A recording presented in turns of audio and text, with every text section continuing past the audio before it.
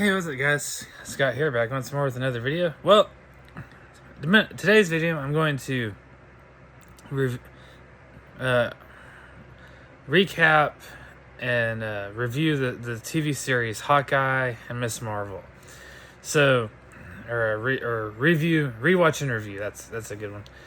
Because recently, I watched both of these Disney Plus shows back when they came out a few years ago. Hawkeye and Miss Marvel, which introduced two of my favorite characters in the MCU, Kate Bishop and Kamala Khan. These shows brought them into the MCU, and they have appeared in the movies too a little bit, but this was really their establishment in the MCU, and they've obviously had major roles in the series, right? So, anyway, I decided recently to go back and rewatch Hawkeye and Miss Marvel.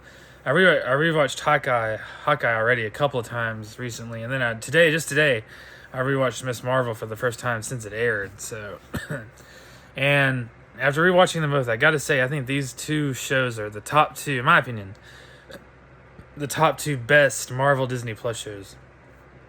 They're both better than WandaVision, both better than Falcon and Winter Soldier, both better than Loki, both better than Moon Knight.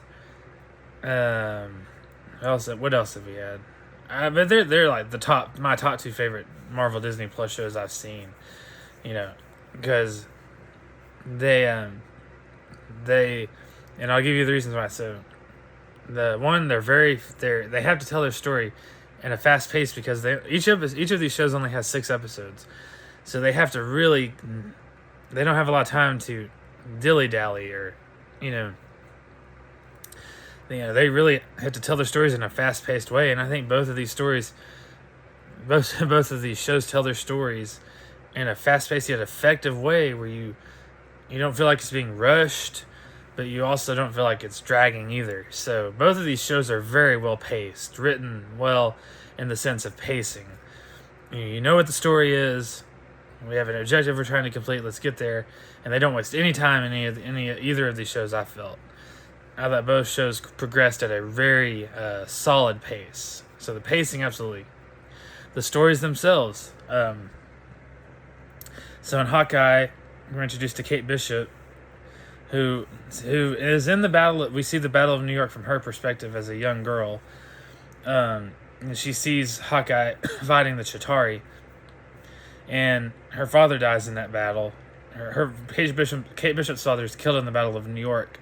But she sees Hawkeye, fighting the Chitauri, and that inspires her to want to become a hero. So, years later in the timeline, after Endgame, she's obviously a lot older. So, we see her journey to becoming that hero.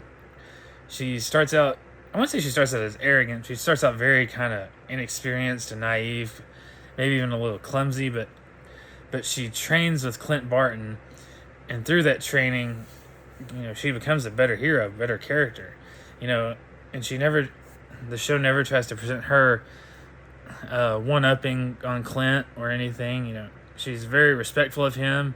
He's respectful of her. They work together. They learn to work together and have a good dynamic as a team.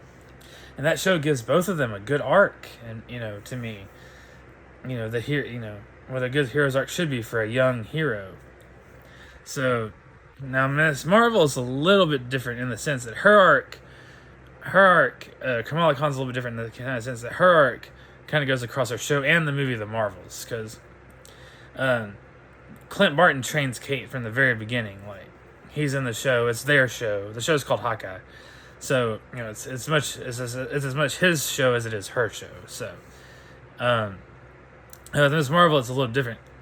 Captain Marvel, Carol Danvers, does not actually appear in the show at all until the credits scene of the final episode, which leads into the movie The Marvels.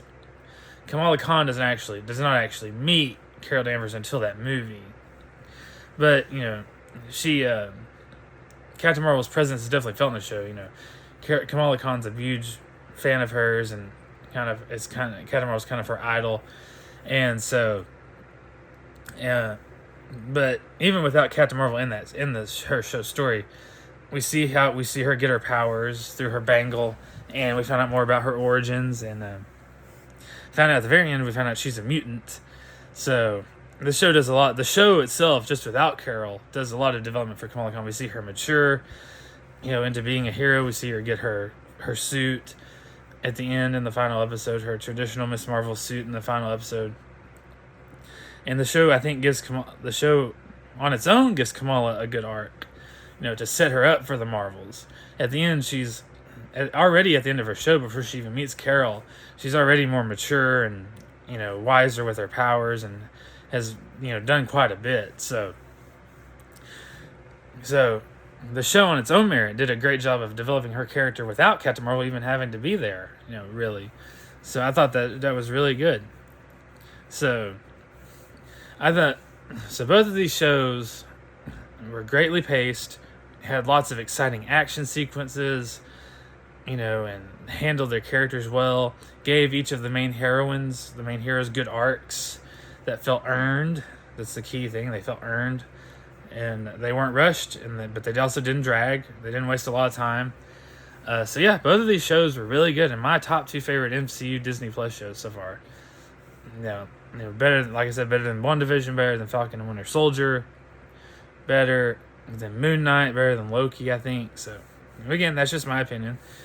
So with that said, both these shows were good. So I'm very excited to see Kamala Khan and Kate Bishop's journey continue later this year in Avengers Doomsday, because they're supposed to have a pretty big role in this movie, or these Avengers movies coming out. So yes, very excited for these characters to return later this year, and I'm very happy I rewatched their shows. Which gave me even more appreciation for them. So anyway, guys, thank you so much for watching. Stay tuned, and peace out.